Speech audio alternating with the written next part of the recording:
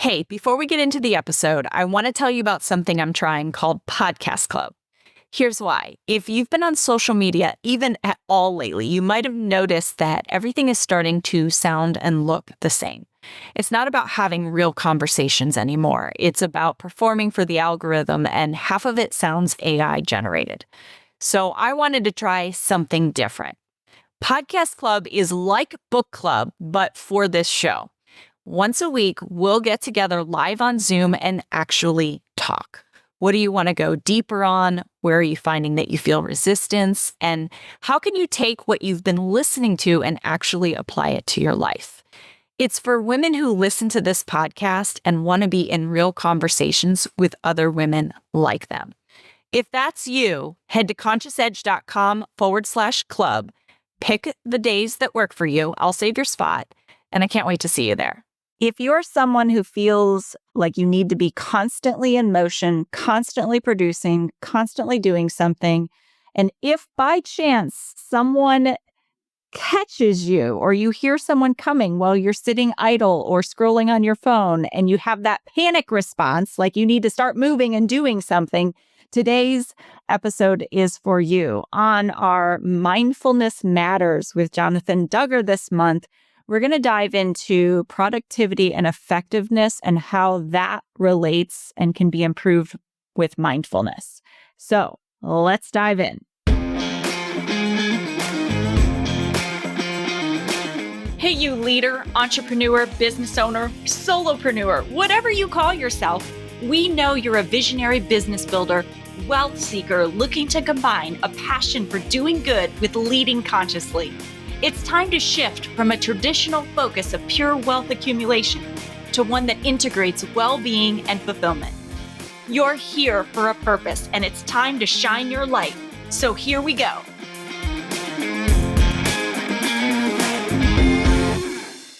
Welcome back to the Conscious Edge podcast. I'm your host, Alecia St. Germain. I'm joined today with my regular co-host, who's not been so regular lately, Jonathan Duggar. That's just poor planning on our part. Yeah, exactly. Life happens. Life is happening, right? Buying a business, traveling to Italy, going to all these wonderful places you go, living the life that you have worked your whole life to create, really. So amazing. If you are new here and have just tuned in, the podcast is really all about the human experience that we go through building a business. So sometimes it might be more business related, and it's related to all the other things that affect our business, and especially how we lead ourselves and how we interact with others and get the results that we want. So I would encourage you, if you enjoy today's episode, you want to know every Tuesday when these episodes come out, hit the follow or subscribe button from wherever you are listening.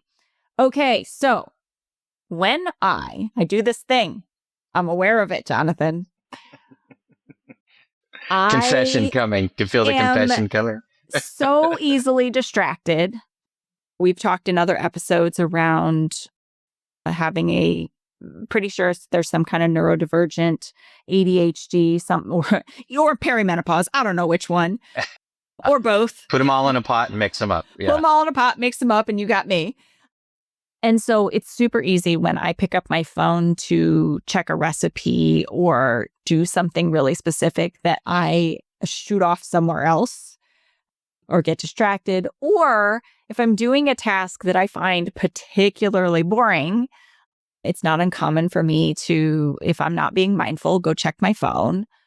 Or if I've been really busy and I'm like rewarding myself with sitting down and not doing something, and I hear my husband coming, I jump, I feel this sense of panic, and then I jump up and I go do something. So I asked you, I was like, does this relate to what you want to talk about today? And you're like, yes, this is the heart of it. Yeah. So why do really I do is. that? What is that? Well, part of it's a cultural thing, part of it's personality elements, but the way we could frame it from a sort of global standpoint or a cultural standpoint is, in this country, especially in work environments, but you could say this in personal life too, we equate busyness with productivity and effectiveness. We equate stillness or pacing or taking a more concentrated or focused pace as laziness. And the opposite is actually true. Busyness often has nothing to do with productivity. In fact, it's anti-productivity.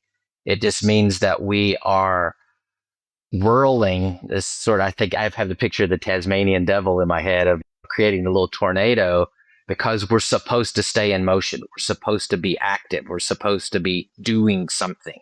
And if we're not doing something that's visibly doing that, then we're being lazy. Then we're being ineffective. We're not being productive.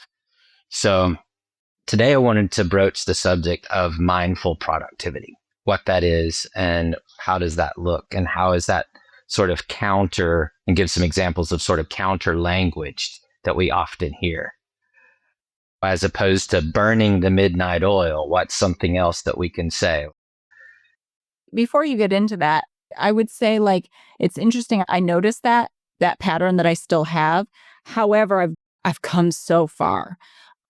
And I was just saying to my husband the other day that I grew up in a really neat and tidy household, and like everything was put together and we had Sunday dinners. And as I have navigated building a business, being a mother of 2 kids, being really present and there for them in their life, keeping up like images, so to say, like having everything together and it's so much hard. Like it's just it feels hard. Feels like a lot to do. Yeah, And sure. so I went through a period of time in It my is life. a lot to do. It is a lot to do. Handling a lot. So I went through a period of time in my life where I was very emotional. I would call it like my emotional capacity was really low shortly after my daughter was born. And so I cried a lot, was trying to keep up keep the image up. And then I got to a point where I was like, this is not worth it. And so I went into a kind of a counterbalance of like, it doesn't matter. And so my husband and I were talking about, because we're in the process of like doing some clean out. Now the kids are a little older, they can make themselves food. So it's like we can start doing a lot more home projects. We can start doing a lot more things that maybe we've put by the wayside, because it has, I would say in the last several years, like then it became a visible clutter that also we weren't very proud of. And that didn't feel great either. And so we were talking about it. And I said, I think that the trade-off was like my emotional capacity has gone way up because I've done so much with like taking care of myself, taking care of my family, really understanding what's most important, what matters. And it was very sweet what he said. He's like, I would 100% take the more whole you than the perfect house. But I think there's a balance, right? And so in every choice that we make, everything that we do, I find that there's a pendulum that swings just a little too far the other way. And then we come back and we find like we're constantly refining, I think I want to say. Mm-hmm. So I'm definitely in that refining of like, okay, now how do we become more effective in some of these areas that I'm not super effective at? Yeah. So I'm really curious about this conversation. Yeah. I appreciate you framing it that way because it is always a work in progress. And practice is the key. And practice can look like 30 seconds of something. It's not like it happens all at once. It's not like you spend hours and hours making these shifts. Because we're looking at something that comes from a very powerful cultural context that's been ingrained in us in all sorts of ways, from the things we've watched on TV and the things we see on social media and the stories we've heard and the lessons that peers and parents and others have given us throughout our lives. We have a lot of unraveling to do as well as building back. So that takes a while, and that we backslide. We fall into old habits and old patterns, or under certain circumstances we do. I catch myself doing it all the time. And I have put a concerted, specific intention and focus on making some of these shifts over the past 5 years, if not longer. And I still fall back into patterning. Well, I even did it preparing for this episode. I got in my head a little bit the other night when we had sort of high level discussed what to talk about. And you showed me the really cool breakdown you're doing of sort of the categories of subject matter areas, which I really like, by the way. And you said something like, well, the one that I haven't given as much attention to, or the one that we haven't done as many episodes related, was related to time management and how you use time and things like that. And I had a conversation with a client earlier in the day about that. It's something I'd already been thinking about. It's like, okay, perfect. But for some reason, I put this additional judgment and pressure on, this has got to be really good. This has got to be really specific because it's going to meet that category. And we're low on episodes on that category. Our productivity is off. Our effectiveness is off. I got a quota to meet. Got to go punch the clock. This blue collar, like weird persona started taking over.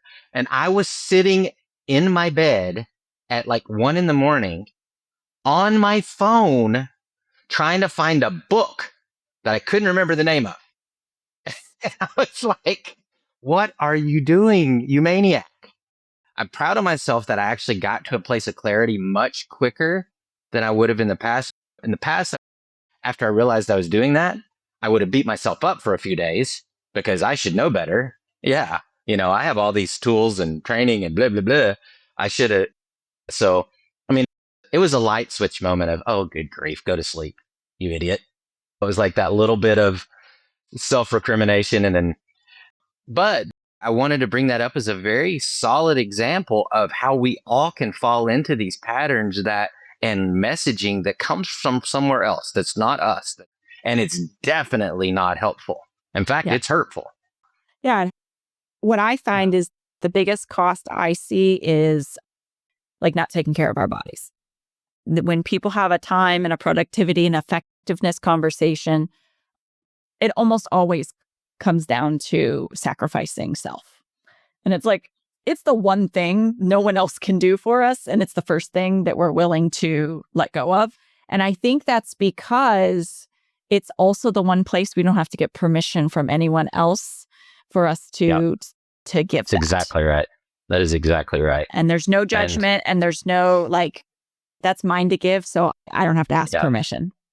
Yeah. So, and I talk about this with some of my clients, and I'm actually working this into a corporate training that I'm going to have as one of my new service offerings from my new company. But is that we've got to create a culture and a language where self-care and self-compassion are always part of the process. They're a key component in everything we do. And I want to always back that up with the whys, but I also want it just to be something that it's very easy to talk about instead of something that you avoid because you feel embarrassed. Yeah. It's like, oh, well, I'm taking the day and I'm just going to be out in nature today because I need to recharge. Well, that's awesome, because if you recharge, then here's all these things that you have the potential to be able to do that you won't be able to do effectively or productively if you don't recharge. Those have that kind of conversation instead. So how do we bring mindfulness to productivity and effectiveness? There are some really solid techniques, if you will. And at the end, and if I don't remember to do this, please help me remember. I want to suggest 2 books that are kind of go-tos for some of these things, and a lot of people I think will relate to. Before I jump into some kind of how-tos, I want to give just a couple of examples, because there may be a few folks that are still like, well, I don't really do that. This isn't something that I struggle with. Well, these mechanisms that keep us from being as productive as we can be and keep us unhealthy in the way we work are often so unconscious. They're so hardwired that you will tell yourself you live in a constant state of denial, not intentionally, but it's just how you see the world. So I want to just bring up a couple of like statistics that though I was aware of this, I still, when I saw it in black and white, I was surprised. So One of the things that was really surprising to me, and this is something I'm very guilty of too, and I'm going to talk about an actual technique to help us unprogram this, but research was done through several large companies in New York in 2023 and 2024, where they observed or surveyed over 10,000 professionals, high performing professionals, like in law firms, stock brokerages, things like that. People were switching tasks, visibly switching tasks, meaning they were going off their dedicated task every 1 to 3 minutes, checking email, checking their phone, repositioning their office setup every 1 to 3 minutes, meaning that 70 times during their workday, they went off focus or off task. That number to me, for whatever, was huge. Like I was like, yeah, maybe a couple of times an hour, a couple of times. And I know better because I do the same thing if I allow myself to Me too. fall into the way I'm programmed. Another one, that the Gallup poll was done in 2024, 74% of employees that are considered in white collar type jobs, so office based jobs usually, and this would apply to a lot of entrepreneurs and business owners, small business owners as well.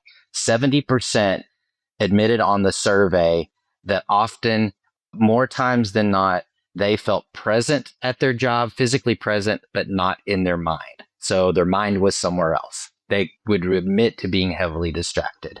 So just think of that from a productivity standpoint. If 70% of the time you're in the job seat, in the driver's seat of supposed to be doing your job or whatever that is, whatever work it is, 70% of that time, your mind is somewhere else. You're distracted by something else. You're thinking of something else.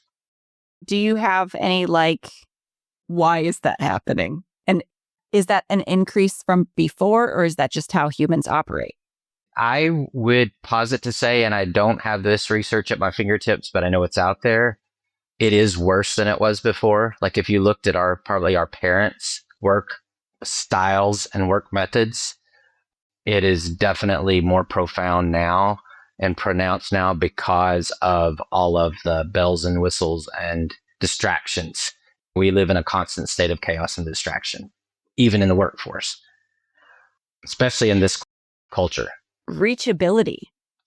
Yes. Since the invention of email, I think that's a big component, right? Because there's this expectation that, and I don't know when this happened, but email, to me, don't send me an email if you need an urgent answer, because it's not happening. I'm not in my email. But there are people who check their email. I listen to clients and I listen to conversations between clients, and they're strategizing, how do I not obsess over checking my email because I'm afraid if I'm going to miss something, as if it's like an emergency message coming through. Yep.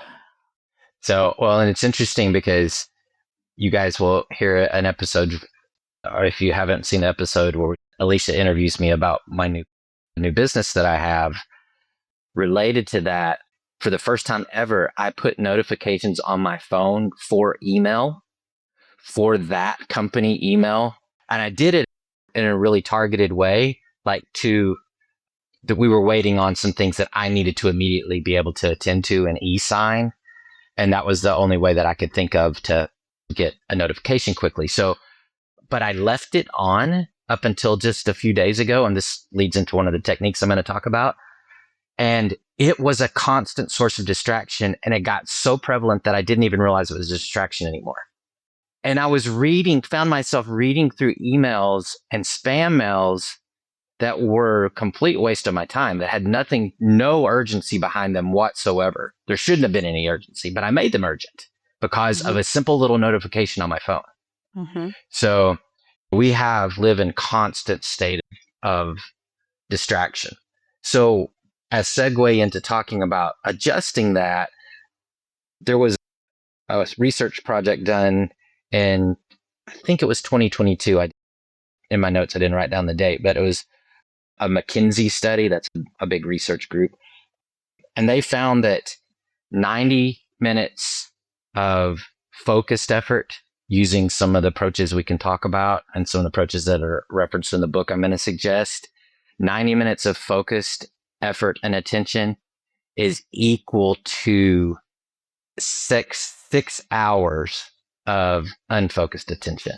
180 minutes of focused attention is equal to 2 days of unfocused work.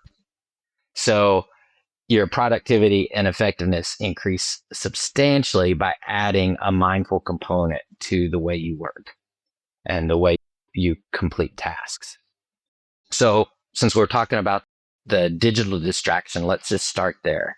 So that is one that we're all guilty of, and it becomes so commonplace that we don't even recognize we're doing it.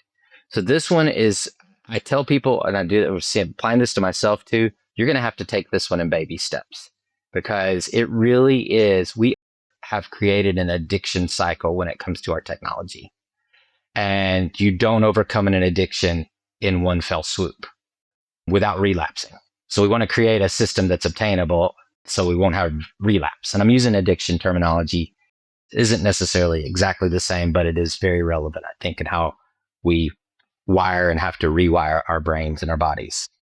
I think it can get to that point where it's the same. It has Yeah. some of the same mechanisms. Yep. So I would agree. So first thing, write this down or figure this one out after the episode if you don't already know how to do this. And I did know how to do this. I had to figure it out on my phone.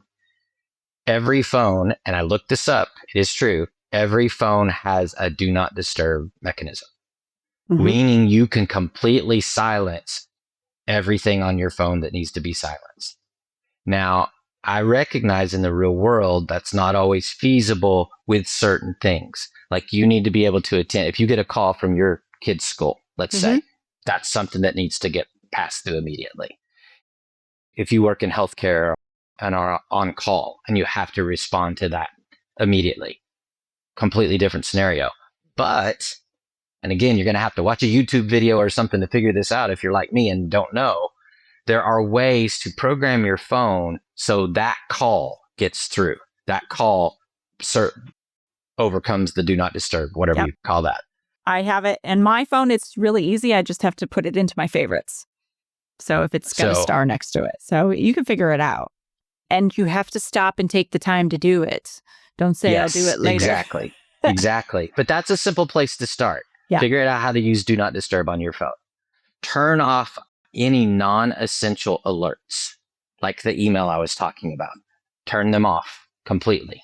And that way it's on your schedule when you decide, and you can set time to do that. From this time to this time is when I check my emails or when I check Instagram or whatever it is. Set it so that you're in charge of that instead of the technology running you, which is what happens a lot of the times. And we convince ourselves that we can do those things and still be productive. We can still stay on task, but that's BS. You're not doing that. You're not doing that. And it causes your brain to create this sort of machine gun effect in the way your neurochemicals are released. So you're getting these little spurts of effort, which lead to effectiveness, instead of being able to spend 2 hours in a state where you're being productive and effective. It's happening in these little microbursts that often lead to more distractibility and more attention, because you're like, how many of, I can ask this question, I'm sure most of you are going to nod your head. How many of you have these things where you feel like you've done something effective, then you're like, oh wait, where was I? You lose track even of the path that you were on because something has distracted you or you've attended to something else. Sometimes it takes me a minute to get into like a flow. And so if I'm being distracted that frequently, it's like I'm always just trying to get into the flow. Whereas if I get that, I have to leave my phone in another room. And then all of a sudden it's like 2 hours have gone by and I'm just like in it. And it's what I describe as feeling like in flow. Yeah. So hyper focus for me is the same thing. It's very much, it's like, how did 2 hours go by? And that's where practice of mindful productivity can allow us to selectively find those states, be able to create those consistently, instead of it being, for me in most of my life, that's been an anomaly. Like, oh, I'm in flow, I got to get this done because this doesn't happen very often. Well, I'm trying to get to that place where I'm in charge of that. But I also, again, I'll get to this a little bit more, but have the self-compassion and self-awareness to know today is not that day.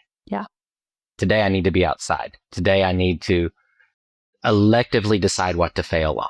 And that's in the book I'm going to mention. That's one of the things he talks about. I'm in charge of my failure. So, and he uses failure kind of like a sarcastically. Uh-huh. He's saying, I'm choosing to let this slide today, but it's not because I don't want to do it. It's not, I'm pushing it under the rug or because I failed on it. I'm selecting what I prioritize today. And this thing falls to the bottom of the list. But a lot of struggle with letting go of anything. We got to juggle it all at once or we're not productive or we're not effective. Yeah. And I could see that was one of the things I was going to say is it is super easy to Google a productivity hack. And I think that's part of why we haven't really done the time capacity component of the podcast is we don't do a lot on productivity and time management. And because what I find is like I can Google that, I can read books. There's lots of practical application. But what isn't often addressed is why don't those hacks work? Exactly. And I know it comes back to this big assumption that you've created, which is these rules in the unconscious that drive your thoughts, feelings, and behaviors.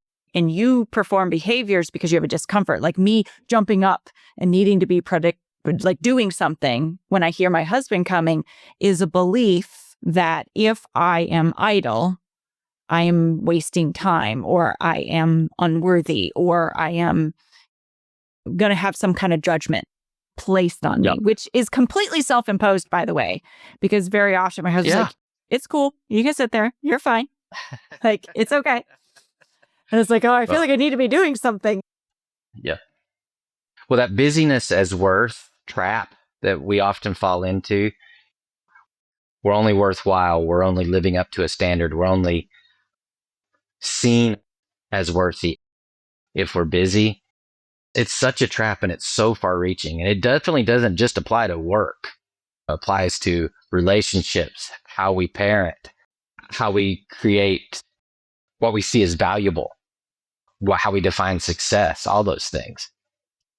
So what would mindfulness, if I've got the productivity hacks and I'm trying to do them, and I know mindfulness would have me be curious, what's that about? So there's the curiosity piece.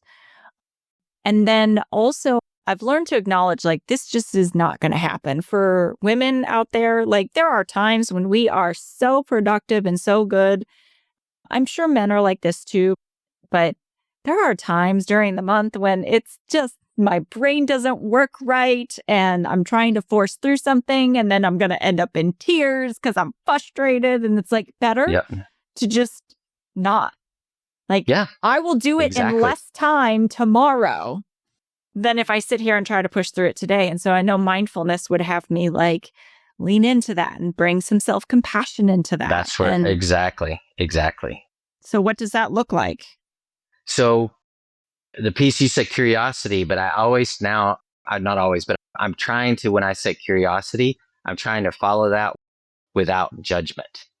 Because the judgment is where all the negative consequence comes from. It's how we judge the being still, the taking a break, the changing gears midstream because what I'm doing isn't working. It's the judgment that keeps us in those patterns of trying to look busy, trying to perform to a certain artificial standard. So working on removing the judgment and diving into when you do judge yourself, it's well, crap, I should be able to do this. I'm smart enough to do this. What's wrong with me today? Dive into that. It's well, what is wrong with you today? What's going on? Spend some time in your own head and in your own body working on those things, knowing that the time and effort spent doing that, all it does is help. It doesn't take you off task. It doesn't take you off track. It's helping you figure out what is truly taking you off task and off track. And it may be that simplest thing is you forgot to eat, or I didn't get enough sleep last night, or I'm concerned about what my kid's going through, or whatever it is. But when you are able to name it, you're able to change it.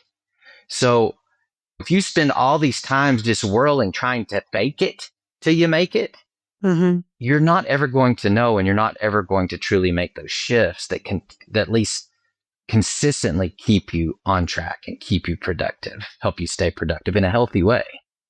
Yeah, I venture to say, like, that's where I think a lot of overwhelm comes from, is these expectations that I've got to push through, and I'm not really taking care of maybe the underlying things that are going on, and just slowing down a second and teasing things apart.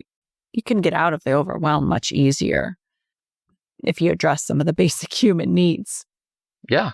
And one of the ways that we go through reprogramming ourselves is we look for systems that fit for us. And like you said, you can Google these, and I'm going to mention some books where you can dive into these. Why didn't you mention the books? You keep saying you're going to mention the books. I want to do it at the end, because okay, somebody mentioned to me that I had brought up a book or a research study or something really in really specific way early on in one of our podcasts. And they said they immediately started Googling it, and they were like reading it because it was really helpful. But then they was like, I forgot, I didn't even hear the next 15 minutes. So they got distracted exactly from the podcast. Exactly. But one of the approaches I'm going to bring up that you can dive into a bit more if you feel like it resonates with you. I mean, I'm going to bring it up for a specific reason, but it's called the 3-3-3. And it's where you spend 3 hours, you attempt to spend, your goal is to spend 3 hours of what I call deep work, and what the fellow that wrote the book called deep work. You dedicate 3 hours of your day to your most current project. So it's focused on a specific set or subset of tasks or accomplishment that you're endeavoring to do. So it's something that you're working on that you feel like is essential part of your job or essential part of a project. So 3 hours dedicated to that. During those 3 hours, you also take time to spend time on 3 shorter but urgent tasks. Because what the research has found is, even when we're focused on something we really enjoy doing or really feel like was needed to doing, we usually have at least 3 things that are back of our mind we really need to take care of. So set aside time in that 3 hours that is for urgent tasks. And that may be just 10 minutes, 5 minutes. It may not take that long to get, I've got to pay this bill, I've got to make this phone call, I've got to whatever it is. So in that, remove those from the list. And then as part of the concerted, another 3 is take care of 3 maintenance activities. So 3 things that are, I need to check my email, I need to return these 3 calls, I need to schedule these 3 appointments. So 3 maintenance activities that don't necessarily have as much urgency as the 3 urgent tasks. So again, you can dig into these more and even define them more specifically to your work setting, to your project you're on, to your personality. But the reason I wanted to bring this up, because this is the key point. Most of us, whether you admit it or not, need some sort of track back to feel like we've accomplished something in our day. Some of you are list makers and you like checking things off your list. Like, I'm not that kind of person, or in terms of a traditional list. But if I can track back and say, today I set out to do these things, and I was fairly effective at that by A, B, and C. I have some evidence of that. I sleep better. I feel a sense of accomplishment. I feel like that I have created some momentum that I can build on the next day, especially if it's project focused, because I'm a all or none by default. If I'm not monitoring it, I was the kid that waited till the day before a project was due so I could get the maximum dopamine hit to work on that all night. Me too. Man, the number of all-nighters I spent in college and graduate school. Me too. Well, we all know that's not the most effective way or healthy way to work. But I still, for me, and I know a lot of people, and the research says a lot of people really benefit from something to track back to as evidence of accomplishment for the day or for a project you're working on or whatever it is. So, and this 3-3-3 approach can help with that. So 3 hours on a project that's that you're currently working on, 3 things that are urgent and need to be handled, and 3 things that are maintenance items. Yes. I love that so much. And I can already hear someone going, that's too simple. That's not enough. And I would love to challenge you and say, then prove it wrong. I can track back to research. Okay. There is research that shows us that our circadian rhythms, you've probably heard that terminology, our biology, our neurotransmitters, our biochemistry does not effectively perform for more than 3 to 4 hours. So we're not physically and biochemically capable of concentrated effort most of the time without doing some damage for more than that amount of time. So maximize it. Use the time as effectively, because you can say, well, you can continue to do stuff, but you're not going to be as effective as you could be. Because we're not wired that way. Exactly. And the more tired you become, the more distracted you become. Yep. The poorer your memory functions, your language skills degrade, all those things. So yeah. Well, and I love that you go for the research, but I'm like a learn by doing kind of person. So I'm going to still say, prove it wrong then. Yeah.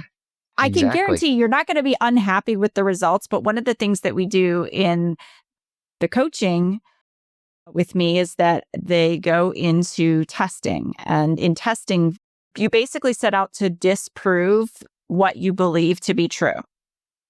And so just test it out. Instead of believing, well, that's not enough, or I wouldn't get through everything, or it wouldn't work, then prove that. Like set out to prove that it does. Because if you set out to prove that it won't work, you'll find whatever evidence you're looking for.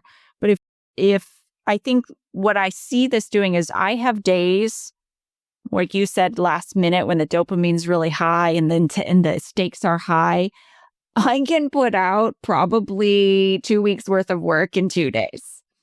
I'm also super exhausted and spent for the next 5. Yeah, exactly. So what would it look like to do small amounts of consistent progress over time that doesn't deplete my body and allows space for joy and connection and time for things that rejuvenate and restore me? And like, what would that quality of work look like if it was done that way? So I love that. So we're at time. Are you going to give us this books you want us to read or not? Oh, okay.